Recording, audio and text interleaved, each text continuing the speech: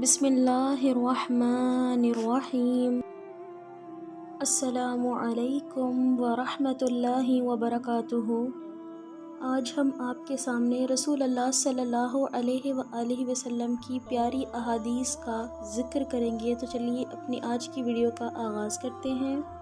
رسول اللہ صلی اللہ علیہ وآلہ وسلم نے فرمایا، اللہ تعالیٰ فرماتا ہے کہ میں اپنے بندے کے گمان کے ساتھ ہوں، جب وہ مجھے اپنے دل میں یاد کرتا ہے تو میں بھی اسے اپنے دل میں یاد کرتا ہوں، اور جب وہ مجھے مجلس میں یاد کرتا ہے تو میں اس سے بہتر مجلس یعنی فرشتوں کی مجلس میں یاد کرتا ہوں، اور اگر وہ مجھ سے ایک بالشت قریب آتا ہے تو میں اس سے ایک ہاتھ قریب ہو جاتا ہوں، اور اگر وہ مجھ سے ایک ہاتھ قریب آتا ہے تو میں اس سے 2 ہاتھ قریب ہو جاتا ہوں، اور اگر وہ میری طرف چل کر آتا ہے تو میں اس کے پاس دوڑ کر آتا ہوں۔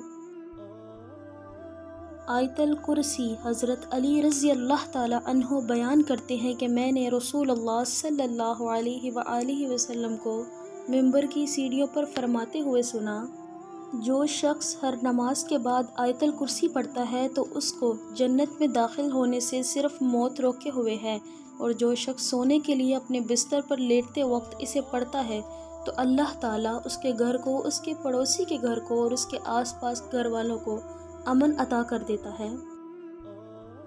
ابو ہریرہ رضی اللہ تعالی عنہ کہتے ہیں کہ رسول اللہ صلی اللہ علیہ وآلہ وسلم نے فرمایا، جو شخص مرنے کے بعد وراثت میں قرآن مجید چھوڑ گیا، کوئی مسجد بنا گیا، یا مسافروں کے لیے کوئی مسافر خانہ بنوا گیا، یا کوئی نہر جاری کروا گیا، یا زندگی اور صحت و تندرستی کی حالت میں اپنے مال سے کوئی صدقہ نکال گیا، تو اس کا ثواب اس کے مرنے کے بعد بھی اسے ملتا رہے گا۔ حضرت انس رضی اللہ تعالی عنہ روایت کرتے ہیں کہ رسول اللہ صلی اللہ علیہ وآلہ وسلم نے فرمایا، اللہ تعالیٰ فرمائے گا کہ ہر اس شخص کو دوزخ سے نکال دو جس نے مجھے ایک دن بھی یاد کیا ہو یا مجھ سے کسی مقام پر ڈرا ہو۔ مال کیسے کمایا؟ عبداللہ بن مسعود رضی اللہ تعالی عنہ سے روایت ہے کہ نبی اکرم صلی اللہ علیہ وآلہ وسلم نے فرمایا، قیامت کے دن مال کے بارے میں سوال ہوگا کہ اسے کہاں سے کمایا اور کس چیز میں خرچ کیا۔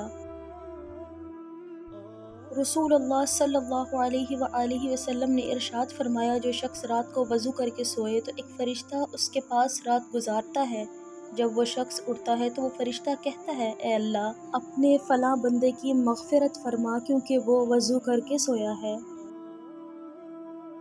حضرت عائشہ صدیقہ رضی اللہ تعالی عنہ نے بیان کیا کہ نبی اکرم صلی اللہ علیہ وآلہ وسلم نے فرمایا، یہ کلونجی ہر بیماری کی دوا ہے سوائے سام کے۔